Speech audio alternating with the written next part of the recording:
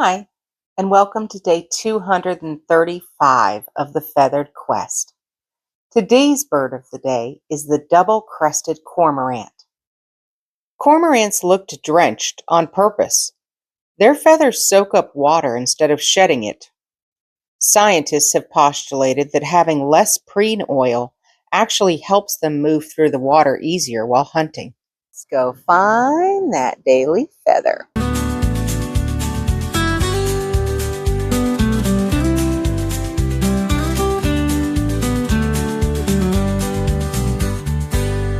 Thanks for coming along with me today, guys. Remember, you are loved, and the world is full of wonder.